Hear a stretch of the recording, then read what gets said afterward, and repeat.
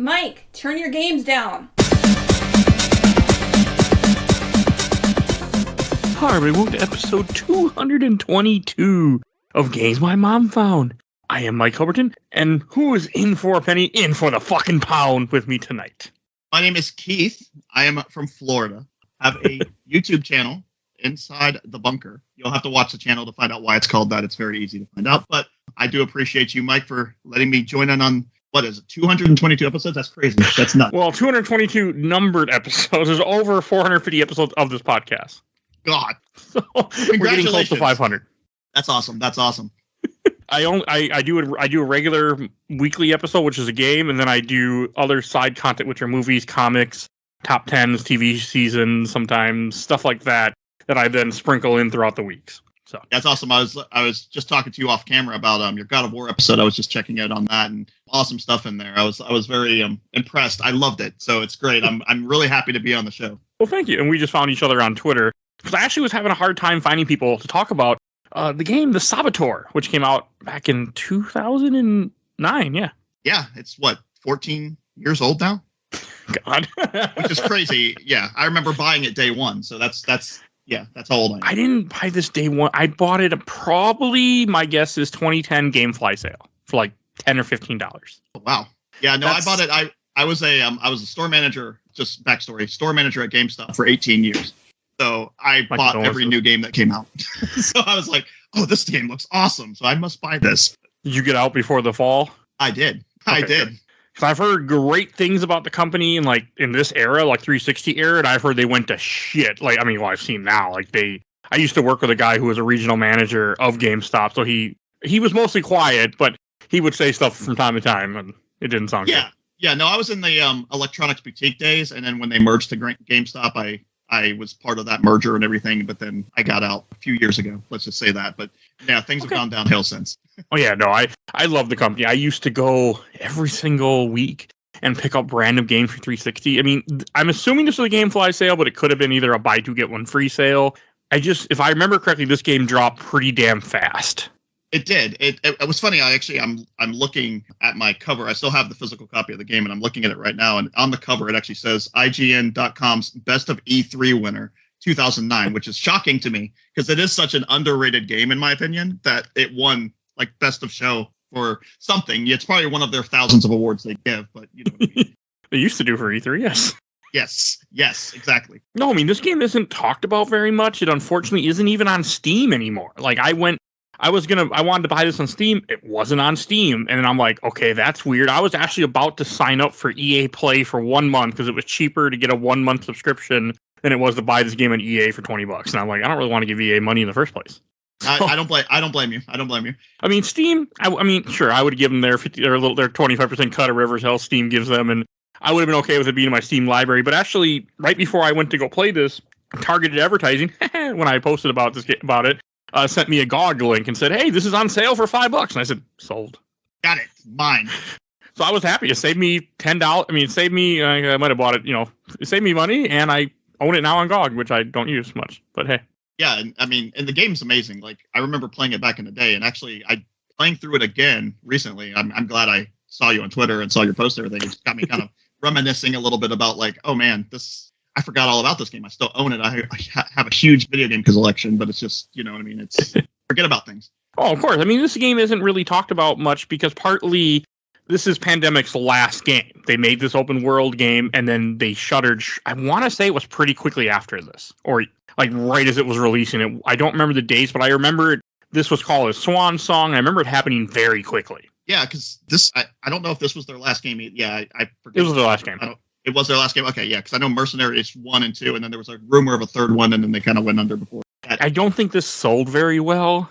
I mean, for those that don't know, it's an open world game set in 1941.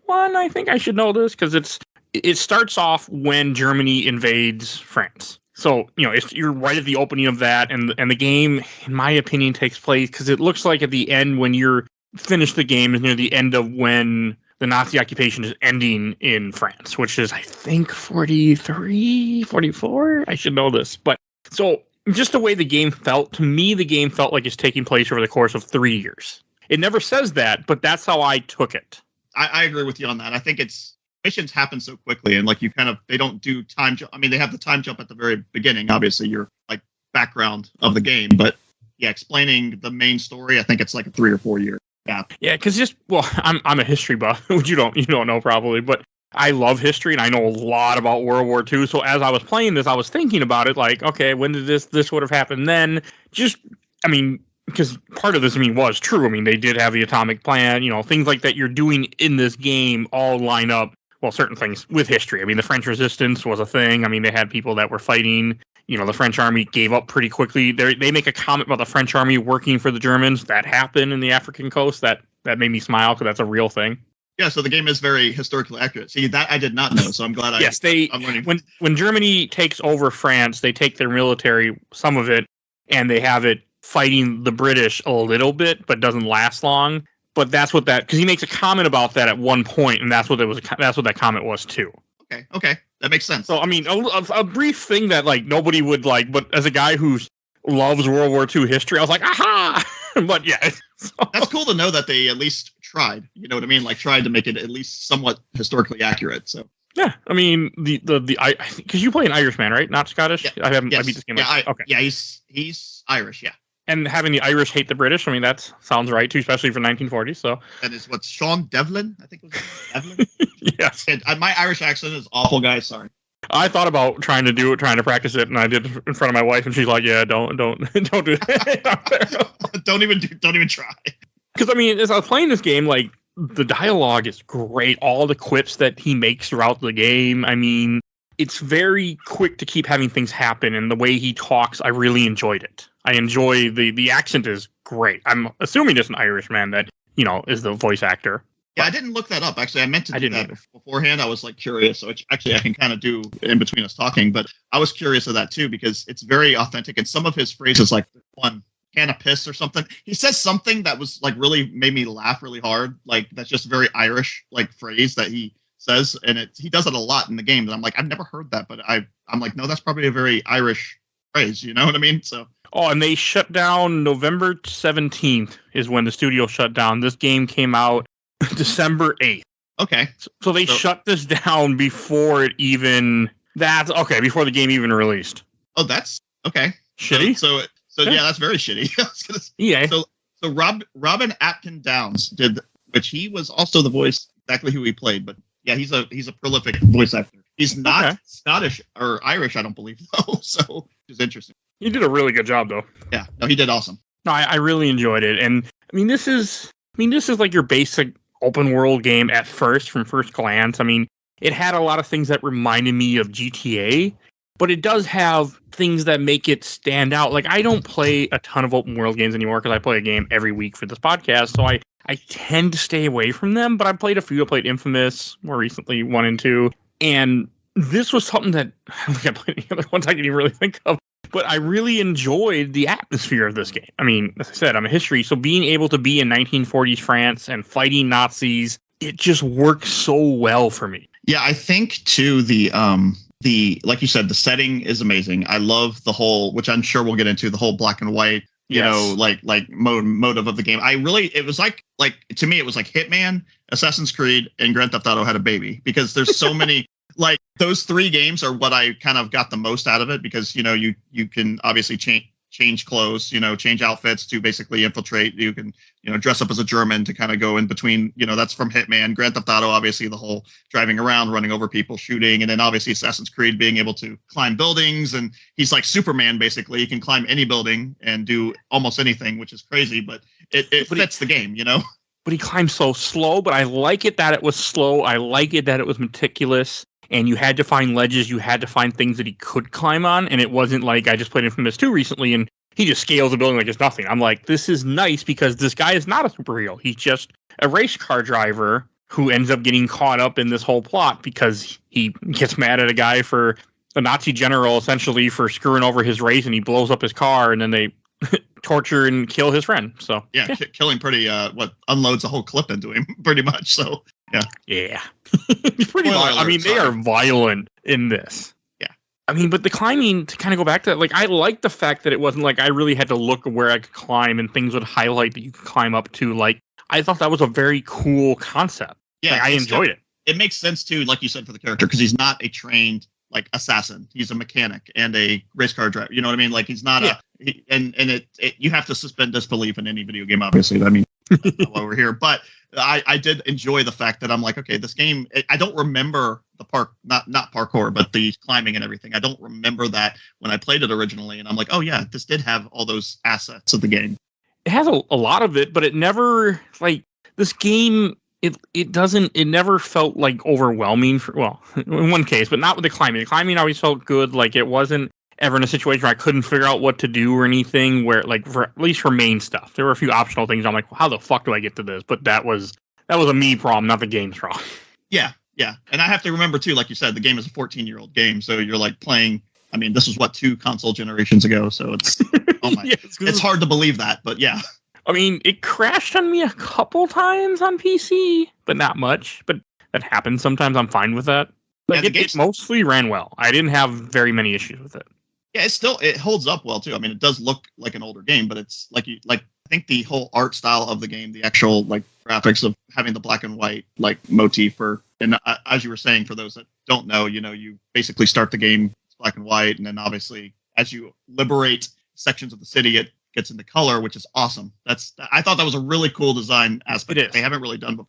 No, and it works well because like when you're in an area that's Nazi controlled, it's all black and white, and the only thing that's in color are the red Nazi signs. And I really got a kick out of the way they did that because, like you're saying, as you liberate, well, usually there's less Nazi propaganda also, and everything's in color to show, and there's more people, and it's easier to get away from them. Like, because it follows Grand Theft Auto where you get an alarm, and depending on how high you get the alarm, how many people are at what they're sending after you, and how far you got to get away to get out of it. Like, I mean, it's all borrowed from Grand Theft Auto, and to me, it worked well in this. And I haven't played Grand Theft Auto in a while, but I feel like this was more fun to me than like playing Grand Theft Auto 5. Well, one, I got to kill Nazis, so I haven't played I don't think I played Grand Theft Auto since launch. Whenever that launched, 5 launches ago. Whenever it launched on PS3, 360. Oh, that was a while ago. But yeah, no, I mean, because the driving is a little bit, took a little bit of getting used to compared to like a little janky. Yeah, but it's good. I mean, it still worked once you get used to it. But yeah, I mean, I had some issues when I first started playing, but the more as I drove the car and the more I got into it, I didn't have a problem ever getting around in this game after a little while. So I didn't even notice it. And I also love, the one thing I love about this game, I mean, I love when any game does this, it shows you on a map where to go on the road. Once you get into a car, okay, follow this line to get to where you need to go. And I'm always for that. I do love that. Yeah, I hate games that don't. It just kind of shows you like a little arrow on the map, and you're just trying to kind of head towards that arrow. No, I do enjoy that because it's kind of like having a GPS in 1941 or whatever. But that's okay. I'm okay with that.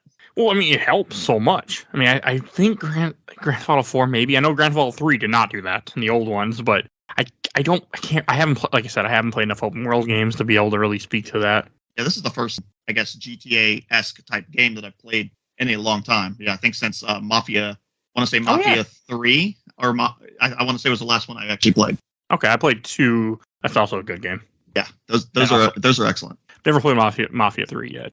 Like another thing with this game that I want to bring up is that also to the Grand Theft Auto thing is you can steal cars and you park cars in your garage just like in Grand Theft Auto 3, and then you can unlock that car and use it whenever you want. Yeah, no, and that was a cool. I like that because if you do have a car you like, I've always liked that in any game where you have that customization option to be able to kind of like make the game how you want. Like, I want to keep this car forever, and this is what my car. And I enjoy it when they give you that option. So that was an awesome feature of the game. And you can set your getaway car to whatever car you want it to be. I never used that feature very often because I was too busy. I would just steal whatever car was there and take that and run. I never really bothered to like use the getaway car. Yeah, I never really called on any help in the game. And what's funny is because that is an option, later-ish kind of in the game. Once. You can and I never really utilized it much. It was not something You don't need to. I mean, I did play this game on easy, but I didn't feel like I needed it. I only used it once. I think it was just because I could. And I was like, fuck it, I got to fight anyway for some mission, so we'll just have people come out and join me. Yeah, I forget about it. Most games like that, unless it's something that's like really, really super helpful, I always forget about that feature, and I always use it a little bit, and then I'm like, I don't need that. I just want to solo shoot everything. I mean, that's what I mostly did. I would just kill everyone I could. I didn't even use hiding spots very much in this game. Like many open world games, if you have an alarm, you can go to a certain place as long as no one sees you go there, then you can reset the alarm. Like you can go in women's houses. Yeah, yep. That's how I play games pretty much. It sounds like we probably play games the same way, where I try stealth at the beginning and then I just end up guns blazing by the end of it. Stealth didn't last long for me, unfortunately. I would try, but I'd get seen a lot. I mean, one of my favorite things to do stealth was I had a silenced pistol in this game for a while. So what I do is I would go to a place, pull out the silenced pistol, shoot as many people as I could before they could blow the whistle and set the alarm off. Mm-hmm. And that was my stealth, because sneaking up on people doesn't really work very well in this game. I felt like they see you pretty quickly and they're like, "What are you doing here?" So yeah, it doesn't work well. That's why I would try. Like, I would be like, okay, I'm going to try to stealth this area, and then I would end up, after 5 minutes being like, you know what, never mind. I'm just going to go guns blazing, or I get seen and the alarm sounds and all that. That's usually how stealth games go, which is why I'm not a huge Hitman fan. I understand the draw of it, but I'm not a huge Hitman fan because I cannot do stealth for more than 5 seconds. I can in some mechanics. This mechanic was hard for me because even when you crouch, like they have a sneak button, you sneak, they all of a sudden are paying attention to you. Like, it doesn't work well. Yeah. What's with that Irishman going around the streets? Even when you're in a uniform, like, you can't, because I would get a Nazi uniform and you still, like, you can't get close to people. Yeah. And it's not until you unlock one, because you have perks in this game, which we haven't talked about yet, where you unlock different things as you complete certain skills. You unlock skills as you complete challenges. That's how I should word it. And one of them is to set explosives while you're in uniform. You don't set off an alarm.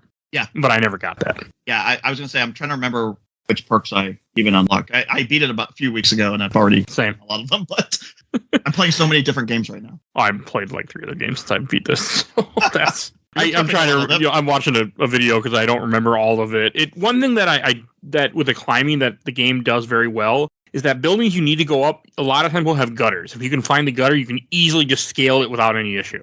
Yeah, and then your base of operations too. I've had a hard time trying to find the entrance for that, where you have to parkour up the building, and I'm like, shouldn't there be an easier way to get into this building? I don't understand.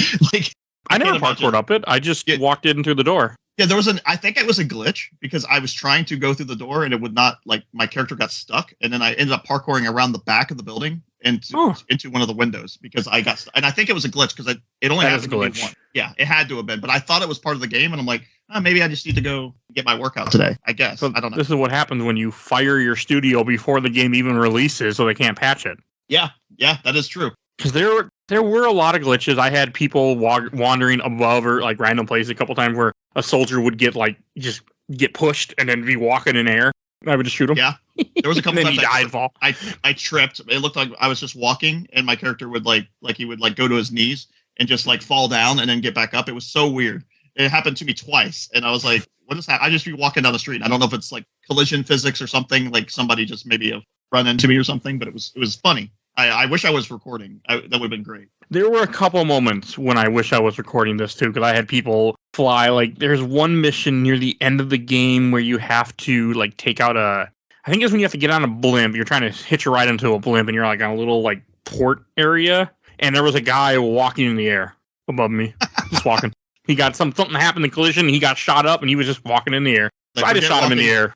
Forget walking on water. I'm walking on air. I'm just gonna. He was just walking in there. He was just above me. Somewhere I'm like, oh, this is easy with my silence gun, and he just fell over and problem solved.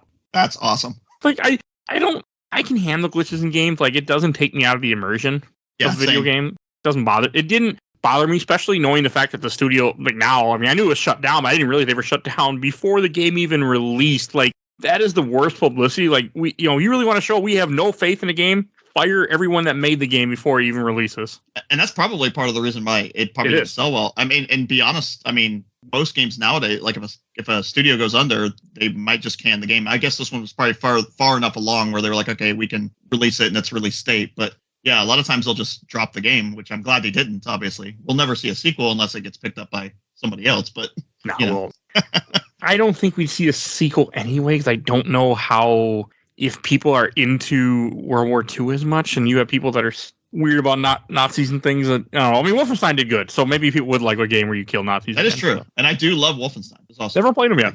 Yeah, it's the remakes are really, or New Order and I forgot what the other one was. Wolfenstein 2. New Colossus. Yeah, there you go. I have them on Steam and other systems, but I never played them yet. They're very good. I'm not a huge fan of the original Doom like Wolfensteins, but those are. Me either. That's it. I don't like that style of game as much. I mean, this game also did a good job of having missions that varied a lot. Because, I mean, open world games always have your particular missions, but this game only has 2 races that are part of the story and then 3 optional races, and that's it. They don't clog you with a ton of race missions like many open world games tend to do.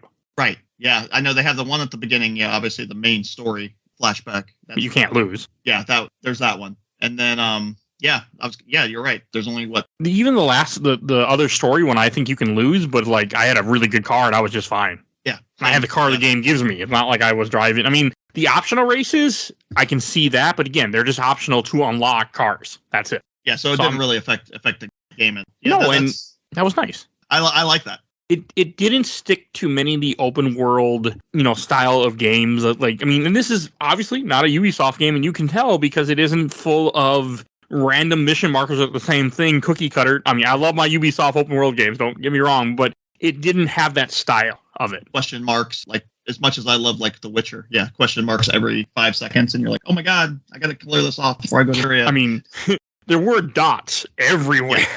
Yes, but they're not necessarily needed. I mean, yeah, or at least that you feel like you need. I had to stop myself because there was a point when Paris, a good chunk of Paris, did not have any white dots. Oh man! Except for ones I could not find, and I spent half an hour to an hour on some of them. I'm like, I have to walk away. Yeah, that was the thing. It's kind of like a game reviewer. Like I know that they have a hard time, especially if they're like completionists, like you are or like I am, where it's like I want 100% this, but I just don't have the time to do it. Like right now, Oh, I never go to 100%. Like it was weird to me because normally when I play games for this show or games in general, even before this podcast, I have I'll do the mission, all the main missions. I'll do side missions depending on what I get for them and what they are. Like in this game, the side missions were all actual unique missions of go and doing something. They weren't like cookie cutter, do the same thing over and over again. So like I was doing all those, but I actually was drawn to just blowing up tons of Nazi propaganda. And I never do that. And it has no effect. Like it doesn't make the soldiers weaker. It doesn't have any actual gameplay effect other than I got money, which got to a point I didn't need money anymore. And little white dots went away and I felt better. That's always good. That's all that matters when you play games and you're having fun. That's all that matters. Yeah. Killing Nazis or whatever you're doing. I couldn't believe how much I messed around with blowing up stuff because I would go out of my way. Like there were times where I'd play this game while I'm doing other things. Like I don't really want to do a mission right now, but I want to play. So I would just go on my map, find a collection of white dot, and go and eliminate the area. Or there were times where I was on a mission driving across the countryside because there is no fast travel in this game. Oh no, yeah, you have to literally drive from one side to the other sometimes, and I would just pull out my car, get out, blow up something, get back in the car, and drive off.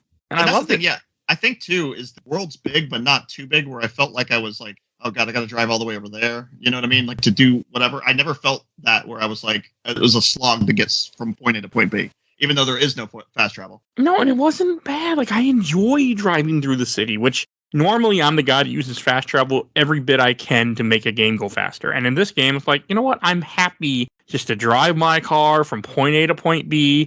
I even go through the checkpoints the correct way after you got the papers, where I'd go to the checkpoint, you stop, the Nazis come over, check your papers, and you drive through. And I would even do that. I'm like, because I don't feel like fighting. I just love running people over with my cars and just watching the physics and the ragdoll physics and everything. It was fun to me. Or running over cows. That was actually my favorite thing. I don't know if you ran over any cows, but they explode. I did not. They explode. They don't die. They just explode. It's crazy. Go back and look at it. It's crazy. That's cool. I did notice that you run over people. The Nazis don't care unless you run over a Nazi.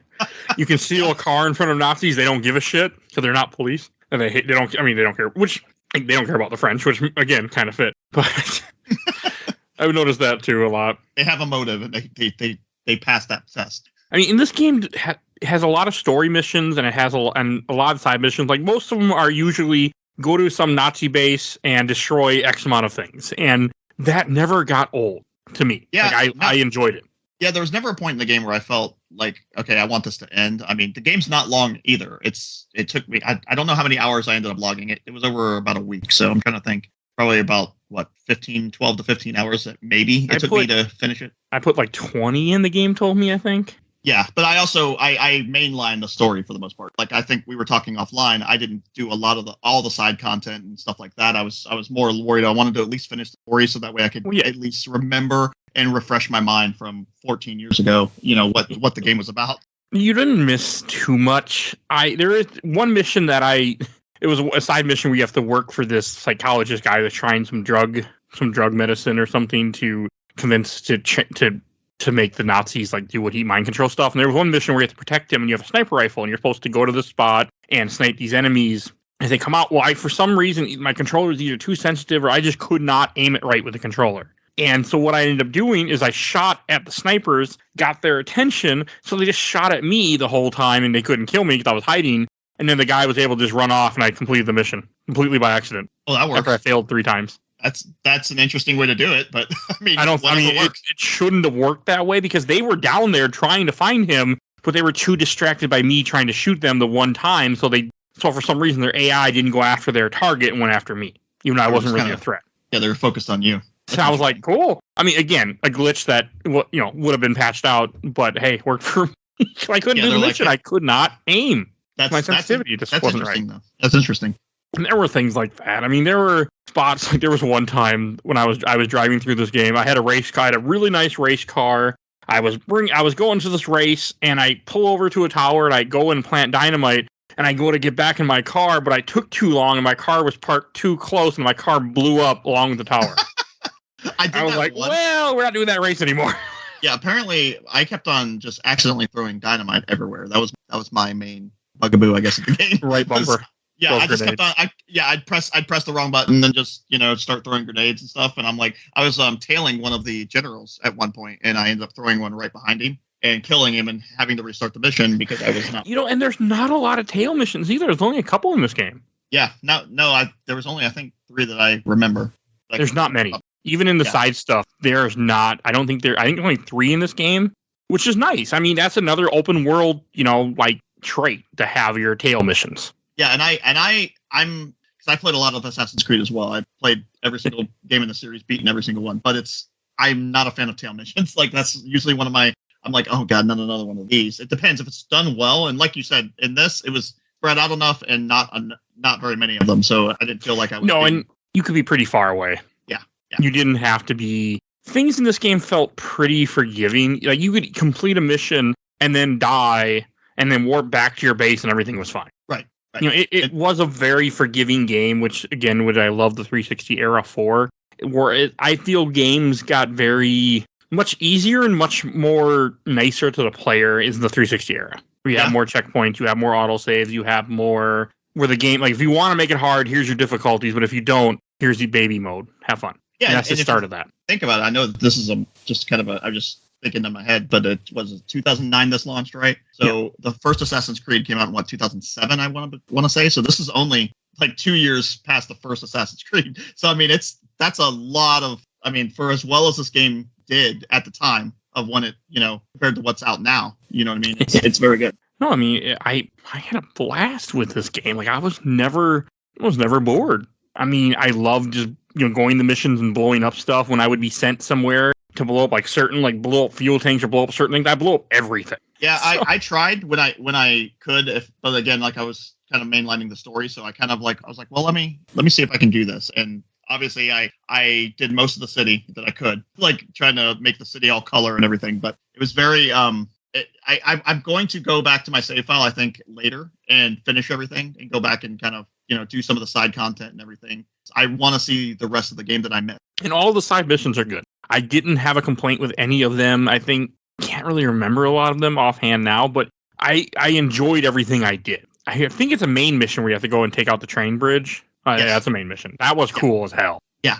You can do that 5 times, actually. There's, I think, or maybe 3 times. There's multiple ones you can do as part of the... I didn't do them because I just didn't care at that point. But they're in the game. Well, that's cool to know. Yeah, okay. It's for one of the perks. Okay, so when I go back and replay through everything, because I like I said, I want to 100% this because it's amazing. And for those listening, for $5 on GOG, right? Oh, maybe not now. It was $20. It was on sale, but I mean, it'll be on sale at some point again. It's not like pay $60 for it. It's fine. It's fine. $20 the regular price. I just don't understand why this isn't on Steam. Like, This is not that old of a game that it has to be on GOG. This isn't like something that came out in the 90s. Like, I didn't understand. It must be something to do with EA's like, fuck you, Steam. It has to be. And what's funny, I'm looking, because again, I'm looking at the copy, and there's an ad inside the box for, this is how old the game is. Flip phone, version of the game. It's got a flip phone. I didn't know they had a flip phone version of the game, but you can unlock secrets to hidden locations that will give you the upper hand playing the console or PC version. So it's looks like Contra. It almost looks like a Contra type, like top-down shooter.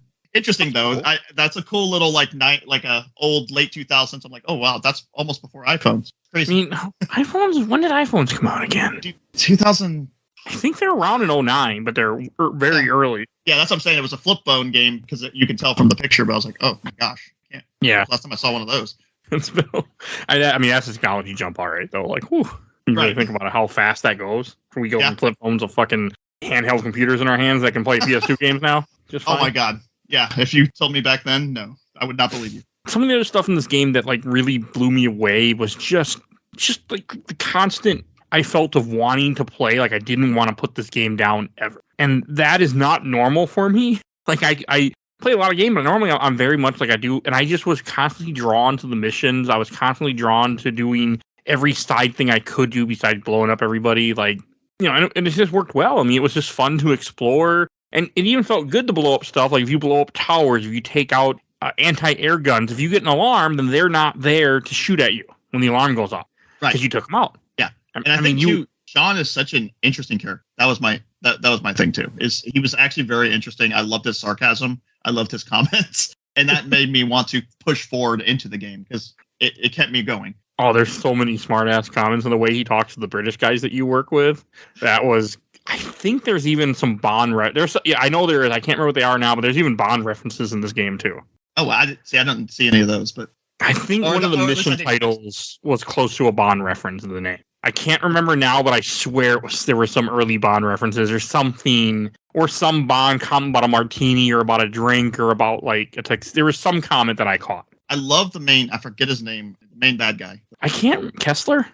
Yeah, I think it was. But he looks like a super. The first time you see him when he walks into the bar at the very beginning, I like laughing because he looks like he's like a 20s, like I don't know. He looks like a super villain, like he's something out of The Boys or something. I don't know. But it was just crazy. He was like over the top German, blonde hair. You know what I mean? Like it was blue eyes. Yeah. It was awesome because I'm just like, oh my god, this guy's the main. It has to be the main bad guy. I don't remember at the time. I'm like, and yeah, of course he is. He makes a good bad guy, and they do a good job of keeping things going throughout the game. Where in the first mission, he kills your friend, he tortures you, and and then he's like, oh, who are you working for? What are the British up to? And you're like, fucking, I just lost. You cheated in the race. I blew up your car. I mean, that's all you did.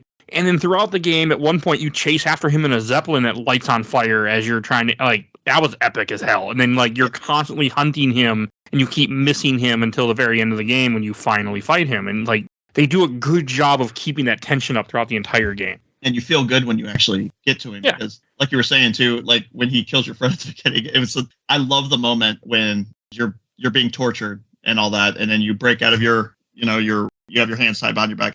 And that's when it goes to the whole black and white, which I thought was a cool, like that's the beginning of the war, technically, or whatever, in his eyes, But I thought it was a really cool, like, aesthetic of like, oh, that's when, okay, now I understand what they're going with this. This is. It is the beginning of the war too, because yes, the war had already. Because they invade Poland and then they eventually go for France. Like the idea where you see them sitting on the border before they attack France. That's all realistic because that's what happened. I mean, there's a joke. It's called the Sitting War, where the French army just sat there on the other side because they didn't want to attack, and the Germans just waited and sat there until they were all ready to go, and then just blitzkrieg them. So that was also kind of like what you see happening, where you see them just kind of massing their forces and waiting. And doing that, yeah. And that's what happened in real life. It was a good moment. Like I was very, especially because he hulks out. Like Sean basically just breaks like I'm gonna kill you, and he headbutts him, and it was great. Oh, and fun fact that you didn't ask for, but I'm gonna tell you anyway. When they attack France, the reason why they fight them for like 3 days straight, all the Nazi soldiers were given methamphetamine to keep them up and awake and Let's alert. Go. So that's what they did. Like, that's what that's what them are on at this time would have been all on meth. Well, that explains why he is the way he is. Then I get it. All right. So, that's I didn't know that until more recently. That's a historical fact. They were all on meth because they didn't know. And like, here you go, take these medicines here. They'll keep you up. So, good old meth, keeping you awake. Yeah. 1921 or whatever it was. That's what they did. That's how they rode the Blitzkrieg, because they were all high. That's awesome. But I just like the historic. That wasn't in the game, but like the whole British part with like Sky with this girl that you used to know, and how like I also enjoyed like their play back and forth between each other and how you find out she's a British spy. Like I thought all that was really good. Yeah, it was very it kind of like your James Bond reference. It had a very James Bondish kind of feel with that part of it. James Bond is also developed because of World War II. That's very true. Yep. Because of Ian Fleming served with the British Army during World War II, so that's where that comes from.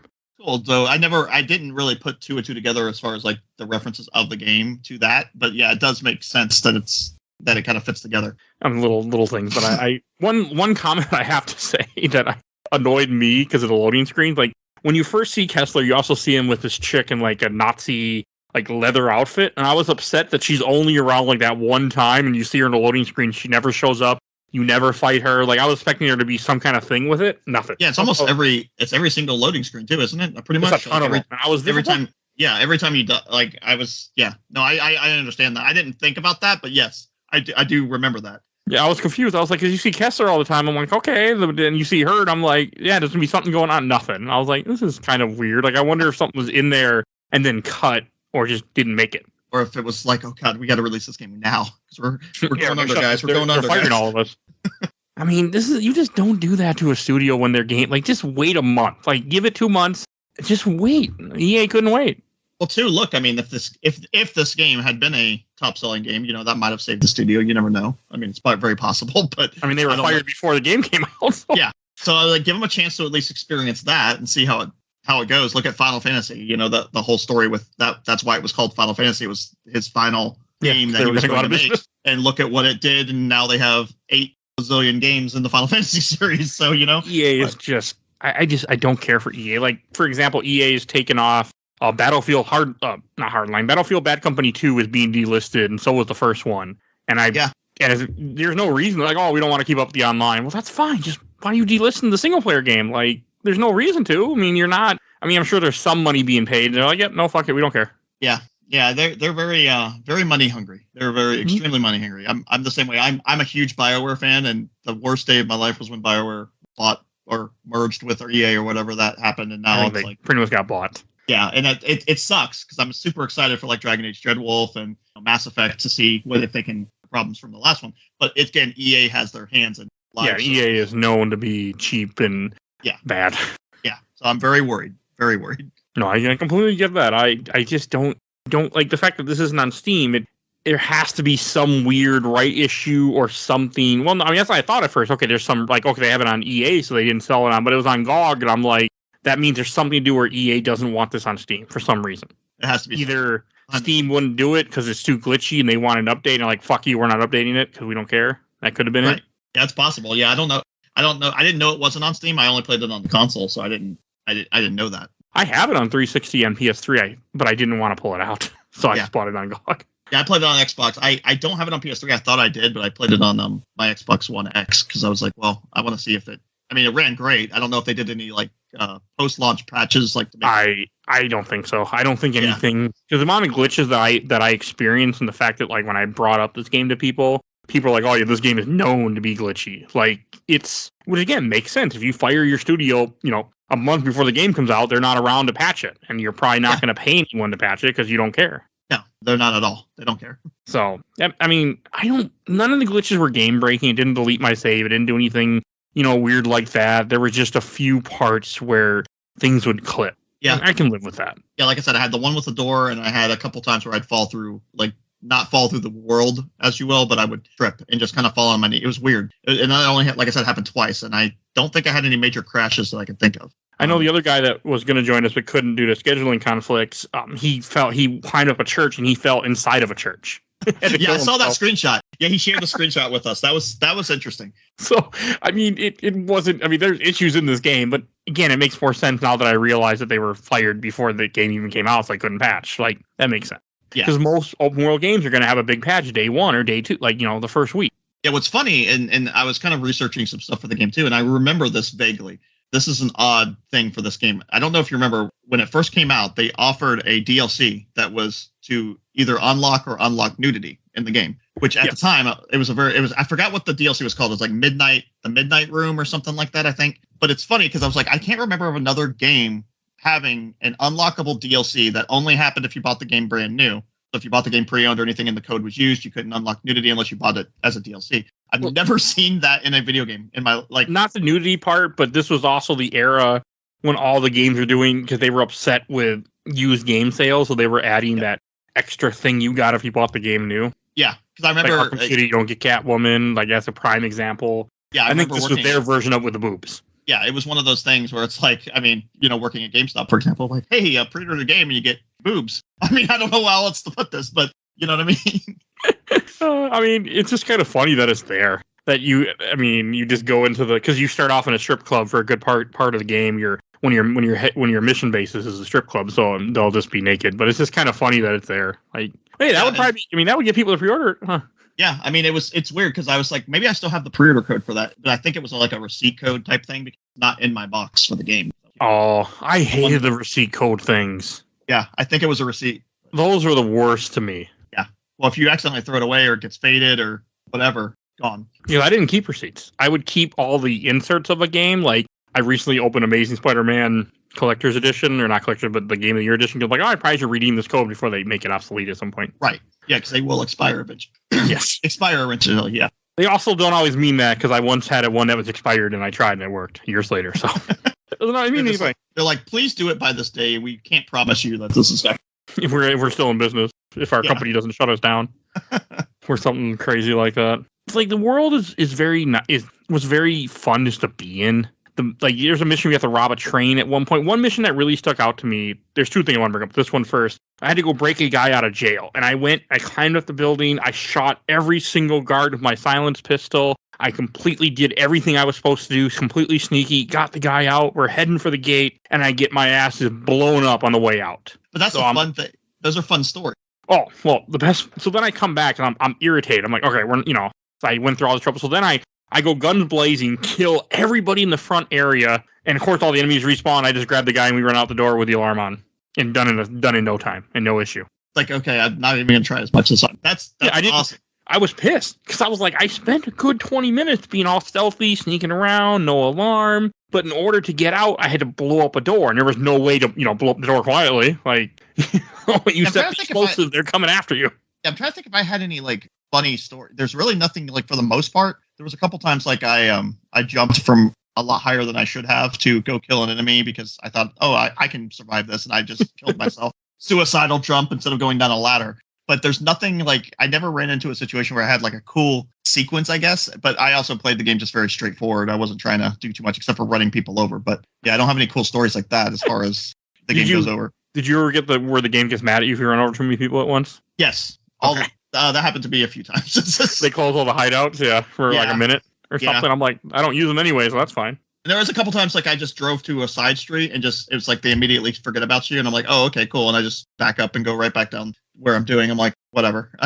Yeah, it's not a very big. If you're at a lower alarm level, the barrier is much smaller of how far you have to get out. And as soon as you cross that line, you're good. They immediately forget about you. They have the shortest memory ever. They're just like, whatever. We don't care about that Irish guy. Again, it's an open world thing, so I didn't mind it. I personally liked it because I could get back to what I was doing. Exactly. Yeah, I don't want a 5-star chase if I just ran over a couple people by accident. I actually never got alarm 5. I got 4, but I never got 5. Yeah. No, I don't think I did either. 4 was bad, though. I had freaking I had tanks show up around 4, something close to tanks, and I'm like, this is shit. I'm dying. I hate this. I was done. I was just screwing around. That's how I got alarm 4, because I was blowing up things. Because if I saw a fuel station, I had no choice but to go over there and blow it up every time. I just couldn't help myself. So that's how it happened. For those that don't know, the Saboteur, that is your job. You have one job, and that's to blow things up. Oh, and there was one mission with you have to take out 3 trucks that are at a fuel depot, and then when I first got to this mission, I got a glitch. So the moment I drove over there, and I'm in uniform, I'm in a Nazi uniform in a Nazi vehicle, and the alarm goes off immediately. The truck just drove away. And I'm like, how the hell am I supposed to do this? So I reload it, go back, no alarm goes off, and I just drive up and blow up all the trucks at once. Huh? I don't know what happened. It was just some weird glitch where because when the alarm goes off, they just drive off, and you don't have a method to stop them. Yeah, because you don't. Yeah, that's interesting. Yeah, I didn't have that happen. Yeah, it was weird. Interesting glitch. once I forgot it was a glitch, I'm like, okay, that makes sense. I was like, why is this this is really hard? I think it was a side mission, but I don't remember. Yeah, because I was gonna say I can't remember a mission like that, but there's a lot of side missions, and I did them all because I wanted to play as much of this game as I could. I mean, I was playing this game nonstop until you said you put what 20 plus hours into it. I put 20 hours into it, but that also includes away from keyboard time. The game put me at 17 hours. Yeah, because with my save file, it doesn't show me because I'm not playing on computer. So it didn't really show me how much. Yeah, GOG showed me, and then when you beat the game in the credits, it tells you. Actually, I didn't even look at that. I took a picture, but that picture's gone. So I want to say it was probably 12 to 15 hours. I want to say. I also couldn't stop blowing things up. I would blow up speakers. I was maxed out on money. I bought, or not maxed out money, but I bought everything I needed to buy. I didn't need money. I couldn't buy anything. No. I just couldn't stop blowing things up. That's awesome. It was too much fun. We'll get it out in the video game form. Just don't do it in real life. I do not. And the game progressed to the point where you go to the catacombs at one point to fight with the resistance, and then you stuff like that as the story progresses. And I liked all that because it again makes sense to I'm assuming what they did. Yeah, and also like you said, you're chasing the main thread of the game, and it never felt like the story kind of went off onto a beaten path where you're like, okay, where are they going with this? It always kind of stayed kind of. And then as the story progresses, at one point, one of the guys that you're working for that you buy guns off betrays you. If I remember right, he's Italian, which also makes sense. Is it Santos? Yeah, I think he's Italian, though. Did he have a Spanish accent? I'm trying to remember. I think it's Spanish, but I swear he was Italian. Might be Italian, yeah. Because Italian also makes sense because Mussolini was a follower of Hitler, right? Sort of. For a little while before Hitler just used him as a pawn. So, but that's a different story. I think it was Italian. I think you are correct, but yeah, because I know he speaks Spanish to you for a little bit right at the beginning of your first conversation, or one of those. Because he betrays you near the end. He ends up turning you into the Germans when they raid your base. Screw that guy. No, but it was just it's just fun how much unique ways there are to do every mission. I'm watching the speedrun right now while we're talking. And they're just going guns blazing everything. And you can do things differently. And the way I played the game, sometimes I would go to an area, blow up all the towers nearby. So when I'm leaving, I have less issues. You have tanks that will be parked in different areas on the road. You can just blow them up and then they're not there anymore. So when you do a mission, they're no longer a problem because they're gone. Yeah, and you have that option of parking your car and kind of okay, this is my getaway car now. I'm going to go over this way. I'm going to do you could plan it. You could be more methodical about it. You could, like you said, guns blazing, go that route. I was watching a speedrunner, or not a speedrunner, but he was just a YouTuber that was playing, and he was doing a comedy run of the game where he was trying to just break the game in any way he could possibly break the game. It was funny. I'm sure that wasn't hard. It was, but it was funny. It was really funny, and he would comment on it, and I'm just watching, and I'm like, some of these things that he's did is just I didn't even know you could do that in the game, but it's awesome. Oh, one of the side missions, there's a Red Wedding mission that's called Red Wedding. Interesting. Which I think, is this before Game of Thrones? I mean, not the book, but the show. Yeah, it definitely before the Red Wedding episode, because that was okay. I mean, the book was already out, so I'm sure it's a reference to the book. Yeah. The book is 90s or early 2000s? I can't. Yeah, 90s. I want to say. Okay, I know it's the third book, so it might have been a reference to that. But yeah, you go to a wedding, you have to kill all the Nazis at a wedding. One of the side missions is a priest that hires you essentially because there's a Nazi general that comes for forgiveness, and he's like, and I know the guy's like, "You're a man of the cloth." He's like, "Not today," or something like that. And he pretty much, you have to get into a sniper spot and you wait, and then when the guy comes, he'll make a hand signal, and you got to kill the guy. That's cool. Just little things like that. There was one part where you take the same priest to a place, he drops off a package with a bomb and kills everybody. You got to run off with them. So I got to go back and replay all the side quests. How many side missions are there? Do you remember? There are a lot. I can tell you that. There's a decent amount of side missions. I did them all as they opened up, but when I looked at the guide, there's a decent amount of them. I did a few because I just happened to run across them, but it was not a lot. Well, yeah, I mean, when you're playing on a restriction of having to get it done before recording, it takes a different light to a game. I mean, I do it all the time now, so I'm used to it, where I plan out everything, and I know, I always know, okay, I have this much time when I start getting close, and I have to skip side stuff, so I always try to do side stuff first, so then I can just bull run through a game if I have to. Right, and you're also leveled up, or in this case, you got perks that you wouldn't have otherwise, and stuff like that, yeah. I never threw people off a building. You're supposed to throw 5 people off for one of the perks, and I just never threw people. Yeah, I did it once during the tutorial. Tried it, and they would just set the alarm off instead. So then my solution to this game, just shoot them. Like, well, I guess we're done with that. All right. I just couldn't get it to work. I mean, they would just blow the whistle. I'm like, well, this doesn't work. I don't care enough. So we just silent pistol came out, and the dead they went. Dead. Oh, the silent. There's a silent AK or silent machine gun you get too near the end of the game that I got. Yeah, I don't remember. It might have been a secret thing that I unlocked somehow by doing one of the perks. I don't remember that. It was really good. I was using the shotgun. ammo. I didn't use the shotgun as much. I never used the flamethrower. I didn't like the rockets very much. Yeah, I didn't use the rocket. I don't like using rocket launchers in games. I didn't in this Resident game. Evil. I'm okay in some games, but this game I did not. I didn't like it. I also wasn't until way late in the game I realized like the propaganda speakers, if they're on a road, you can just drive them over with your car if you're going fast enough. Oh, really? Okay. Yeah, I didn't know that until accident. Pro tip. I just ran into one by accident. I'm like, oh, that works. That's cool. I'll have to try that when I do. It does piss off the Nazis though, so just be warned. Well, everything pisses off the Nazis. That's why they're Nazis now. Everything that involves their crap, yes, they do not like it when you blow up their stuff at all. Oh, but it was so much fun setting explosives up. And I know there's a thing from Mercenaries where you have tons of things to blow up. Yeah, I didn't play. I played Mercenaries 2, I want to say, on a demo disc of some back when they, did demo discs on PS2. And that was, I don't remember playing the first one, but I remember the game was very similar as far as like the destruction and being able to, destroy a lot of the environment and stuff. Not Red Faction level of destroying environments, but it was very, blow up very the ground with a rocket launcher for no reason. Yeah. Any building you see, just I don't want to be here anymore. Yeah, that was one of the big things about that game. The only reason I even know anything about Mercenaries is because when around the time that game came out, me and my buddy went to EB Games and they gave us the Mercenary display, and I got the Resident Evil 4 display, and we took it home. Oh, that's cool.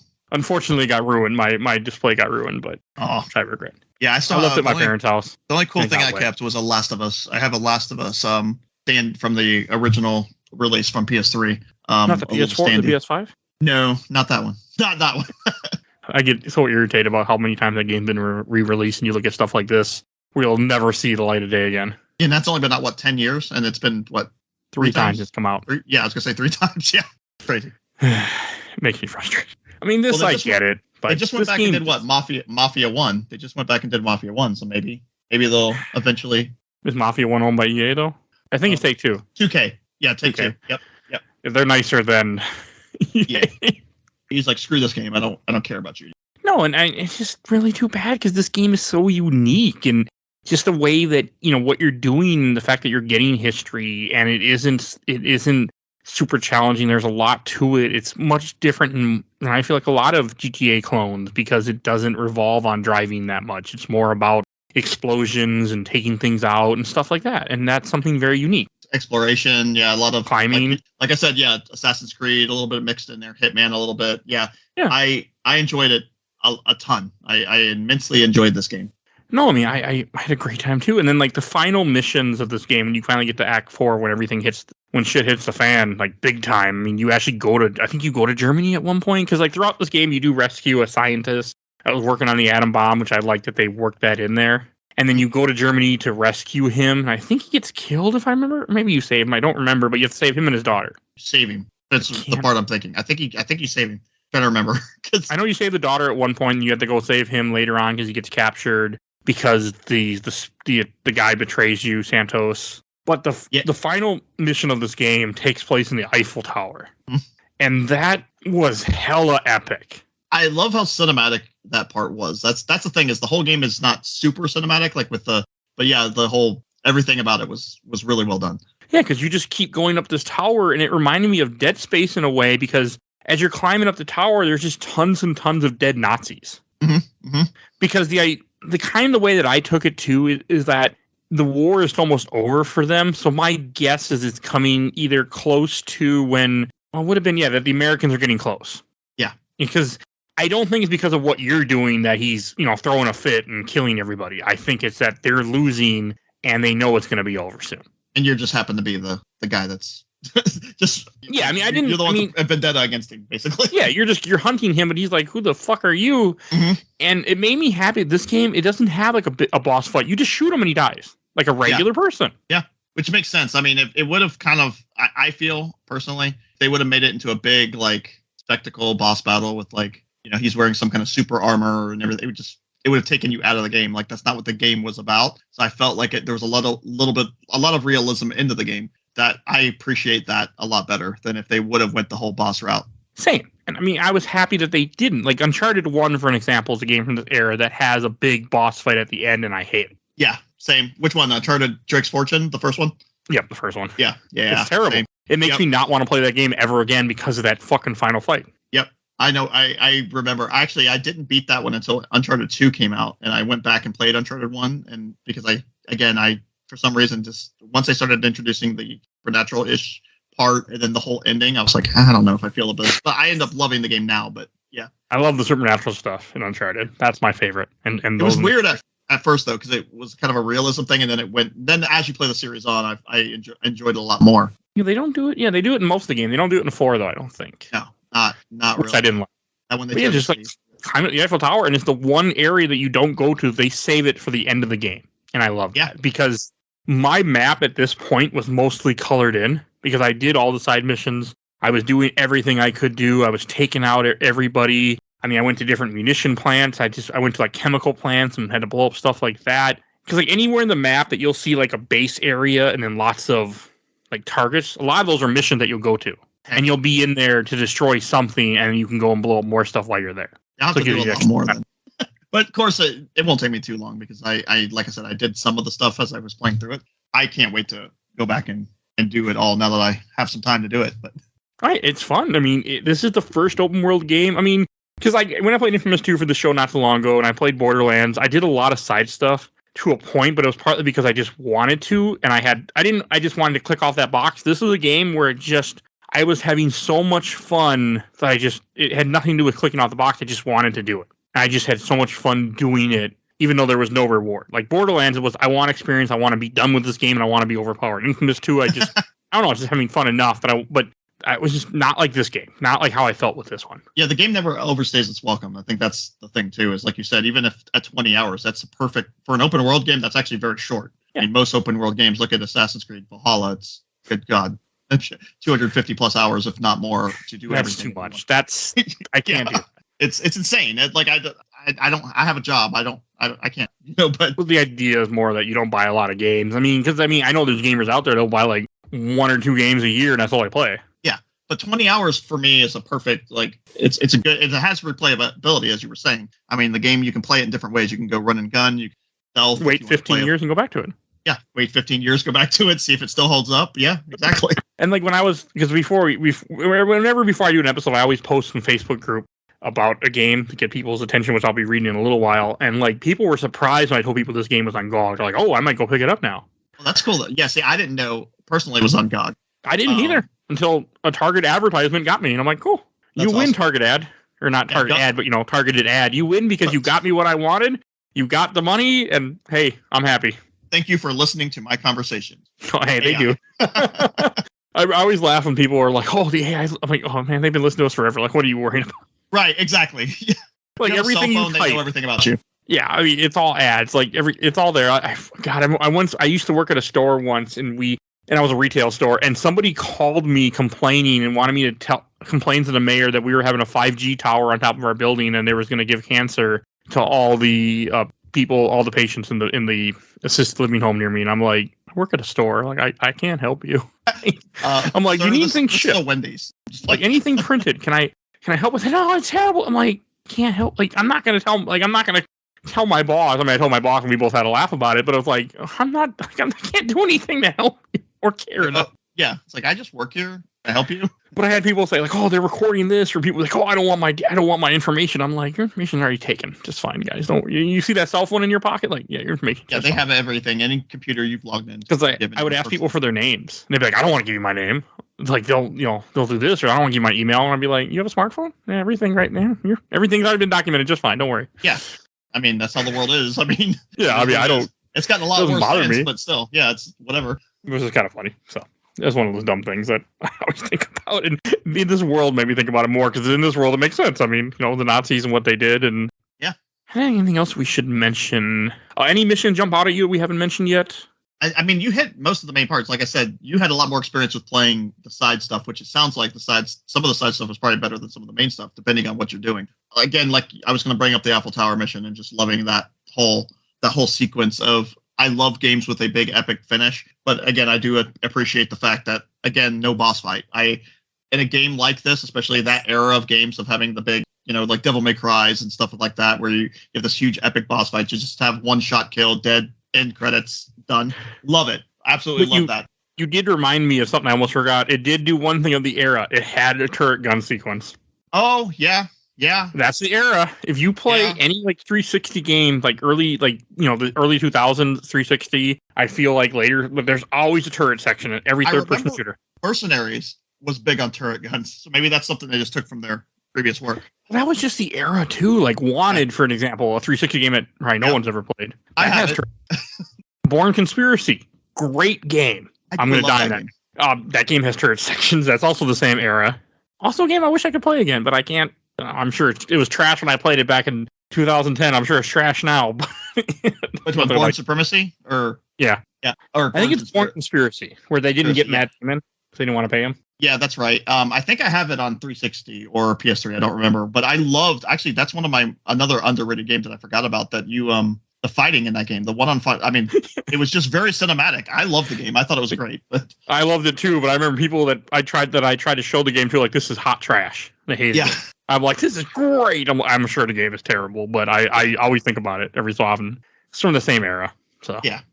But no, I mean, the game has all the normal types. I mean, this game also had jumps that you were able to go off with your car that would give you contraband too. I did a couple of them, but normally I didn't have a car when I'd find them. Yeah, the very cinematic. Yeah, when the camera slow-mos through. Which one of them, it was funny. The first one I ever got, I was actually driving like maybe 5 miles an hour, and I went over the hill, and it still showed the slow motion camera, and I'm like, that was the most awful camera work, Michael Bay looking close up I have never seen. It was crazy.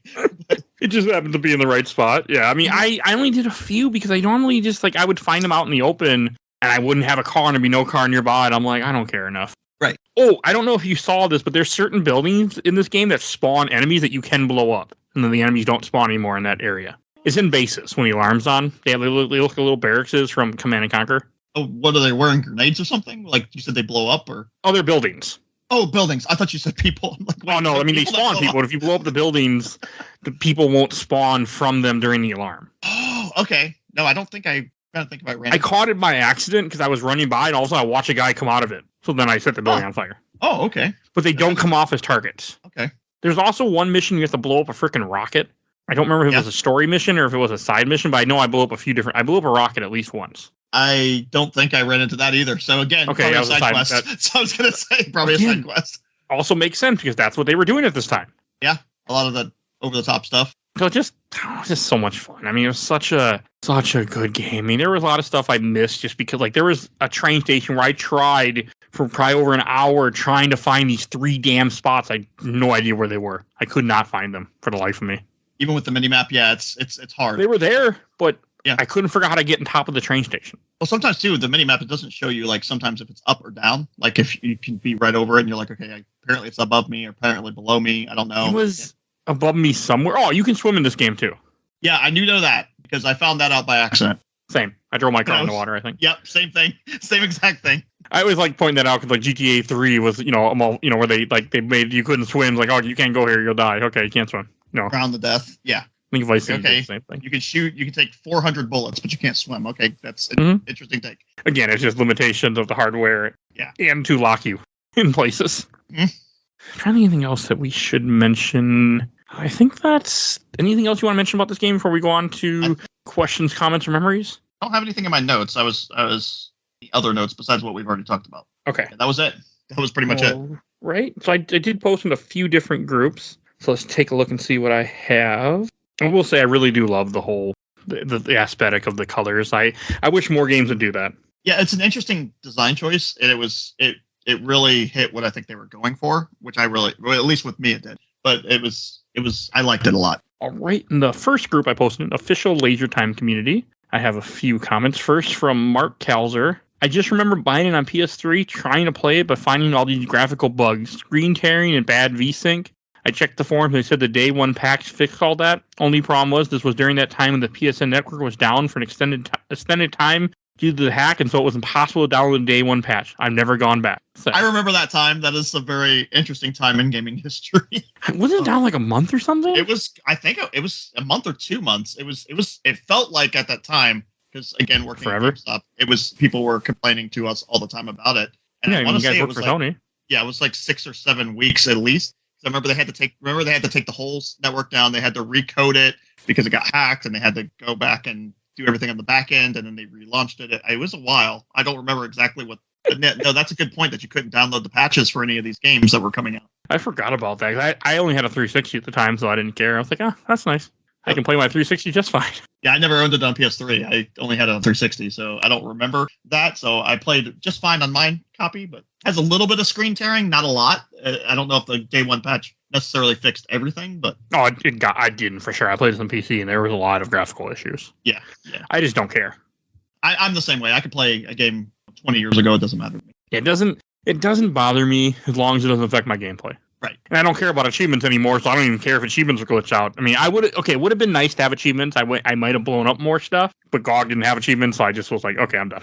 Yeah, one of the achievements, I know I forget the exact number of times, but you know, when you idle, Sean starts smoking a cigarette. There is an achievement in the game for smoking. I forget how many cigarettes, but it's enough for you to have to like leave your system on and just kind of let him smoke cigarettes, which I thought was an interesting achievement at the time. I'm like, okay, that's something you have to literally just turn your Xbox and leave it on, which will again just fry your Xbox. At the time, you know, the red ring of death and all that. I'm sure that would have just murdered your Xbox if you were trying to do it. I remember I bought the fan attachment that I'm pretty sure did nothing. The third-party one that you plugged into the back of your Xbox. Yep.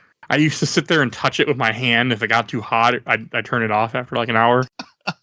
I'm surprised that thing didn't melt on your Xbox because those things were freaking hot. Mm-hmm. And I was in a hot room too. I was in a basement, but it wasn't cool. Like my first time playing 360, probably would have played this game, maybe not even on a tube TV. So wow. I'll never forget. I played Red Dead Redemption on a little 20-inch tube TV. It didn't look that good.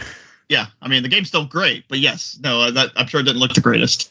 No. And another comment from Steven Strom. Oh, thanks for mentioning it's on GOG. I've been meaning to revisit this one for years and never found enough of motivation to plug in my PS3 again. Lots of interesting things in this one. I remember them having a monochrome look when an uncontrolled area of the open world. And he also says the start of a game where you are a race car driver was very boring, though I played up until roughly the point where you find the black and white mechanic and then stop playing because I was bored of racing cars. That's like the only racing thing, too. After that, there's really nothing till very end. As we were saying earlier, there's only 2 or 3 that are required in the game, which is sad because again, like if you do go back to play it, is Steven, you said his name was? If you go back and play it, try to get past that part. You won't have to deal with that very much. But the game is only twice playing. Yeah, there's only 3 optional races. A good buddy of mine, Michael Hughes, who's on the show quite often, we were talking, and he's like, he doesn't like racing open world game. I'm like, and I was telling him like, there's only 3 races in this game that are optional, and 2 that are mandatory, and 1 you automatically win in the beginning of the game. And that's it. Yeah, because you get your tires shot out, so there's no way to actually win. Yeah, you like it's not. I mean, but again, when you think open world game, you think lots of racing because that's what the tried and true method was at the time. Right. They want you to do. Yeah. And one from Adam Hackworth. I've never played it, but was working at GameStop when this came out. I loved the idea of the world being black and white and changing the color as you defeated Nazis. Here's one from Skylar Spear. I remember the gang having a fun time covering on the old show when it came out. Happier than a cat with a cream flavored arsehole. Wait, I think that's one of the things Sean does say. It is like the same things. I open it up, in for a penny. Or in for the penny, in for the fucking pound. Like, just the stupid shit he would say. I'm like, this is hilarious. I wish I would have just recorded his one-liners and just, like, have them as my, like, ringtone. On a soundboard? Yeah, exactly. Where we could just press a button and read them. It's fucking hilarious. Yeah, he was awesome. From Paul Duffy, I love this game. I get why it didn't land, but if you're going to waste my time with the typical open world BS, may as well involve fucking up Nazis. All right? Truer words have never been spoken. And from Rhett Leach, did you buy the Project $10 DLC? I did not. Yeah. The game is super fun. Shame the EA Play version doesn't work on modern CPUs. That's shitty if that's true. Like I haven't heard that, but I mean, GOG worked fine, but GOG is good. But I wouldn't be surprised that EA just doesn't give a shit. They don't. I mean, not about something like this. I mean, they shut down the studio. They don't care. No, they'll just be releasing Just Dance. Isn't that Ubisoft? Or no, you're correct. What's the game that EA? Well, besides Madden, I don't count. Battlefield. Battlefield. There you go. They do love their thinking Battlefield. Oh yes, you're correct. I don't play many of them. Every so often I buy one. Like I bought Battlefield Bad Company 2, but that's only because it was being delisted. Yeah. Well, I'm a sucker for delisting. If you're going to delist it and you're going to put it on a deep discount, I will pick it up for deep discount. Yes. Yes. Same. And last comment from this group from Andrew Harbor: Pandemic Studios were so fucking great. You are right. I agree. They had some great bangers, as they put them. Not any. A lot. I don't think I played. Oh, they did Destroy All Humans. I never played those yet. They had the Mercenaries. They had the trying to think. Warrior games. They did Star Wars Battlefront 2 and 1. Oh, I didn't realize that was them. Yeah, I looked it up earlier and I forgot all the actual games that they came out with. And Lord they of the also Rings Conquest was a pretty good game. And they did Lord of the Rings Conquest. They did also 2009. Okay, I played that. I didn't care for it much, but it was okay. Like, it wasn't my favorite, but for an RTS, I guess it was okay. And they were also working on a Batman game before they were canceled. Okay. And from another group, I watched the entire Overblood Super Replay group. I have from Neo Hackle: killing Nazis is something everyone can enjoy. It's like 75% of the appeal of Sniper Elite, which I've never played, actually. I got tired of those games. Yeah, I played Sniper Elite 2 a lot, and then I just... Oh, right. And Jerry Floyd definitely didn't buy the Boobies DLC. Definitely didn't do that as a teenager. And from Sebastian Games: do you have any memories of playing the game back when it came out? I think we kind of touched on that earlier. Yeah. Well, you did, because you worked at a GameStop. Yeah, I just remember buying it day one and not knowing really what it was. It just looked cool. And I was like, all right, this looks awesome. Well, plus at GameStop, I mean, you guys got some discount, didn't you? Yeah, we got 10% off, I think it was, or maybe 15%. It's been a couple of years since I've worked. Were you a manager or just yeah, I was a store manager for 18 years, yeah. I've heard good things, especially during this era. Like some of the guys I used to work with were also previous store managers, and they were telling me how they're like, you go to like some like marketing thing, you get a bunch of like free stuff that they didn't want to ship. All the time, yeah. They would send us to, at that time it was Las Vegas. We'd go to Las Vegas every year around September, October, and go to like conventions. And basically they'd let us play games early. They would talk about the games coming out. They would give us free stuff. And I enjoyed that part. That was not the part I hated about the job. But yeah. I'm assuming you were probably gone before the Circle of Life, before all that crap. No, I was there. I was there for that. You were still there for that? I was there for the middle. I've only been gone for about 2.5 years from there. Okay. I actually applied for GameStop. Would have been probably around this time, but they didn't hire me because I also worked at Babies R Us. Like, it's a conflict of interest. I'm like, I was like, I'll quit Babies R Us. You'll hire me. I don't want to work there. I just need a job. Like, I'm not quitting until you hire me. Yeah, I know. It's one of those things. It's like, I need something else lined up before I just like. Yeah, it was so, and I quit shortly after that. Anyway, got a different job, but it was just so stupid because I remember I knew the guy. I used to talk to him every week. Yeah, and I think that's the one thing about, like, I know there's a lot of bad press about GameStop. The one thing I miss from that job, and that I can say, is stuff like we're doing right now. Being able to talk to people about games that people are excited about, or older games, or whatever. That's the one thing I do miss about the job. Is the customers and stuff was also my favorite part. Being able to talk to people. I miss the era of that GameStop because I used to go in and I would come in like $20 and just dig through their bins, and I would find the like randomest shit for 360 and just buy it. And yeah, I got some really random titles that I've never played and probably never will, but I remember being so excited. Like El Shaddai, Ascension of the Metacron, 99 Nights, just random games that I bought. There's a lot of under the radar games. El Shaddai has actually shot up in price. I know that game became like super rare for some reason, and like was worth some money. It sounds crazy. Yeah, but I mean, I missed that. Like, I loved GameStop at the time. I don't go in them anymore because it's just like I go there every so often. Like, I went there recently to buy my son a game, and I was in there like, oh, do you want to renew your pro? I'm like, at one time, guys, you had me for years. I'm like, I don't come here enough. Yeah, that's the same. They know me too because they know I used to be the manager of that store, and they still try to get me to get warranties and stuff. I'm like, guys, I take care of my stuff. I will never touch another human's hands. You're fine. I don't need a warranty for my game. Thank you. Well, my thing used to be like, I won't even get to the game by the time the warranty's up if I ever even play it. Like, right. I used to buy stuff. Yeah, I'm the same way. I have games that are not opened on my wall right now. Same. And the last group I have comments from, the Giant Bomb group. First from Chris Waite. God, this was always a game I wanted to play, but now I just don't have the spare time, but it's always been on my list during that gen. Right. And from Nathan Gold, I love this game. It's such a good time. From Patrick Levette, in for the penny, in for the fucking pound. I love that stupid line how it came up all the time, too. That was his go-to. Like, that's his little one-liner. That's going to be on his gravestone when he dies, yeah. And from John Silverman, I don't much like GTA-style games or open-world games in general, but I played the hell out of this. and I played again all the way through if it's on backwards compatible, which it is, right? Yeah, it is. Yep. I don't know. Well, no, I don't know if it's on. Well, no, it won't be. I was gonna say on the PlayStation Plus, the new whatever they call it, the service. Yeah, they wouldn't put this on there. I was gonna say they don't have anything. Like they barely even put their own games on there. If I've heard right. Not very many. No, I was gonna say they add stuff very slowly as of right now. But yeah, it is backwards compatible on the Xbox One X. I'm not playing it on the Series X or whatever the.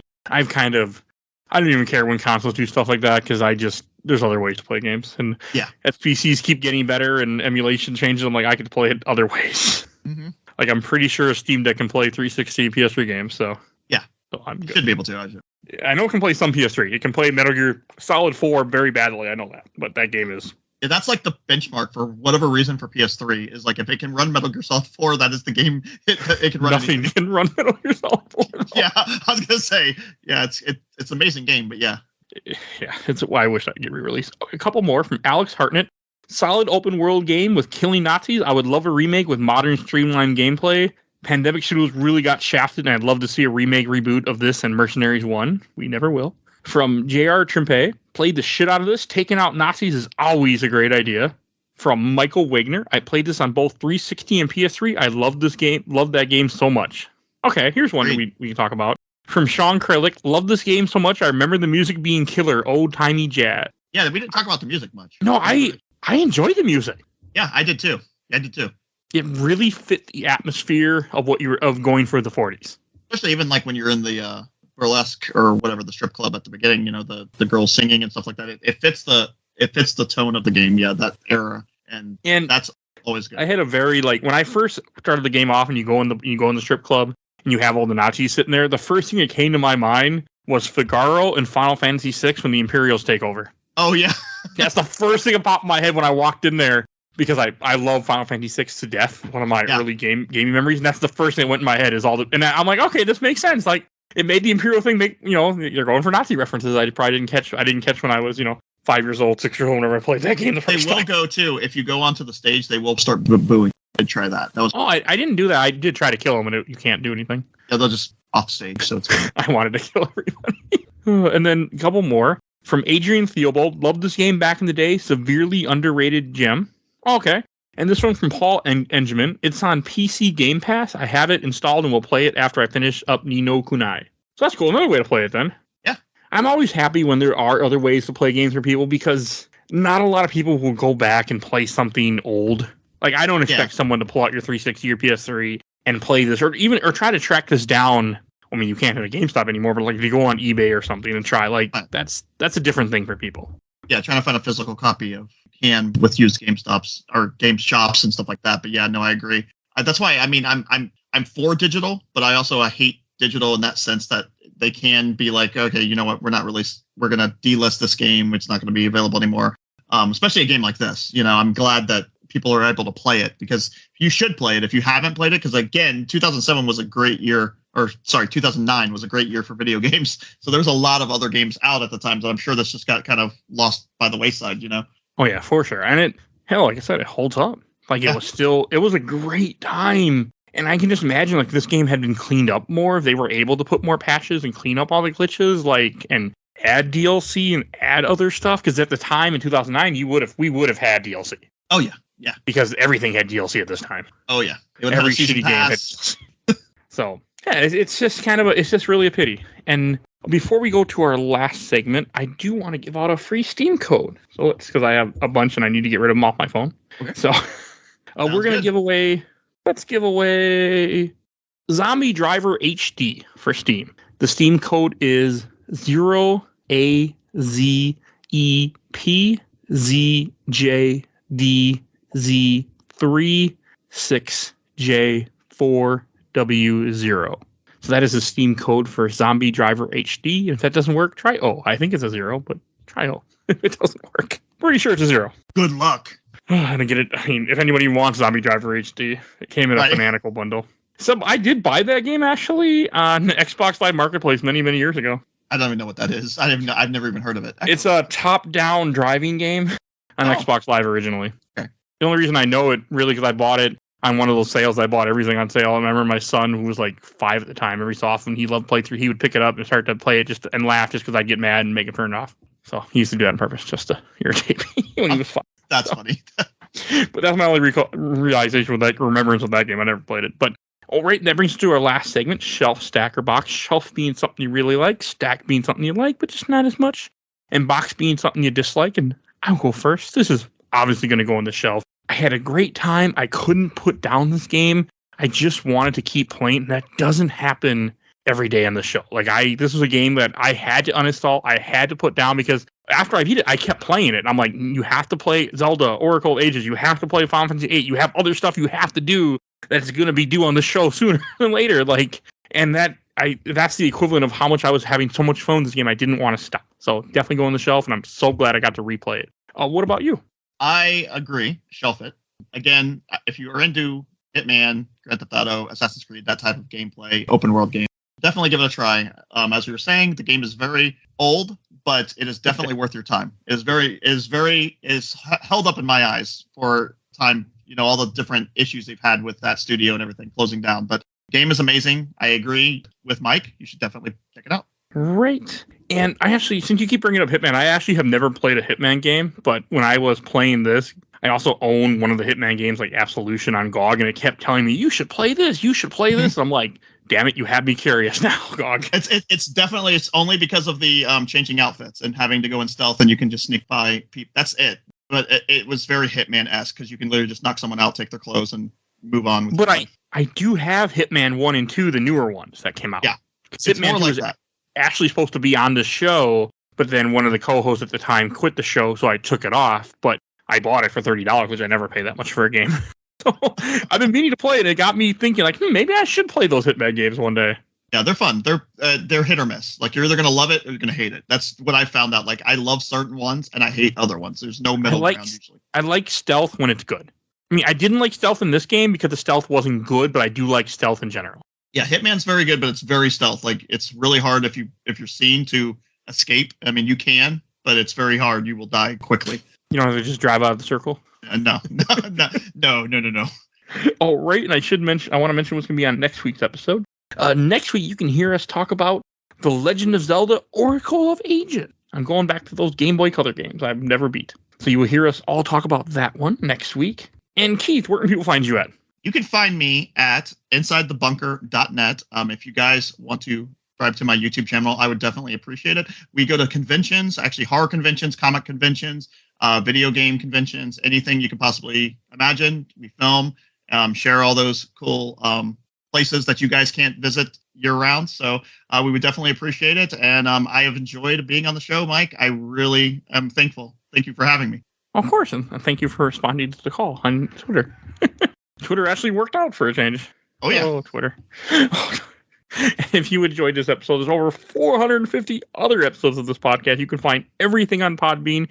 You can go on our website, type in a movie, type in a game, search it, and it will let you search. And if we did do something on it, it will pop up. So definitely go try that. I mean, we don't have any other Nazi killing things I can recommend, but definitely go check out all that. At some point, Indiana Jones will be on this podcast. I can guarantee you that. So not yet, but someday we'll do a movie review. So definitely just go look on there. You can find everything we do. We do have a Patreon if you want to support the show. We do a Patreon poll. You can vote. You'll see a link in the show notes.